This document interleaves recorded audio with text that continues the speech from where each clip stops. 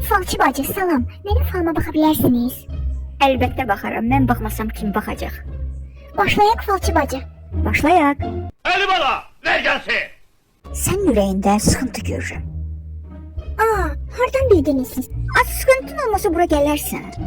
Bir adam görürəm. Onu da bir qadın dünyaya gətirib. Aman Allah'ım, hardan bildiniz bu onun anasıdır. Atası olası deyək ki, əlbəttə anasıdır. Görürəm ki, bir sevgilin olacaq. İki kamazın da arasında qalacaq. Yen ölecek. Yox, renk söhbətidir. İki kamazın arasında qalıb bilmir sarını alsın ya qırmızını. At dəlisən, sən əlbəttə ölür. Nasıl?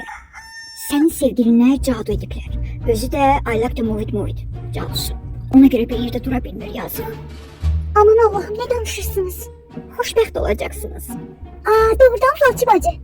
Deyirəm də, bu da saf deyil. Elə düşün ki, elə olsun. Bir şey görürəm, çox pisdir, deyə bilmərəm. Nedir Falçı bacı? Yox, deyə bilmərəm, deyiləsi şey deyil. Siz Allah deyin Falçı bacı. Az deyil, özüm elə deyirəm ki, həyecanlanasan. Heç nə yoxdur, kef elə. 6 ay ərzində xoş xəbər alacaqsan. Xoş xəbər alacaqsan, bəli. Falçı bacı, bəs almasam? Neujeli bir adam 6 ay ərzində xoş xəbər almaz? Yaxşı, almasam mən zəng edib kefini açarım, narahat olma. Çok sağ ol Falçı bacı, çok razı kaldım sizden. Bu da hürmetiniz. Bu nədir? Dur, bir də səni buralarda görməyim, mən də bayaqdan bunu motivasiya edirəm.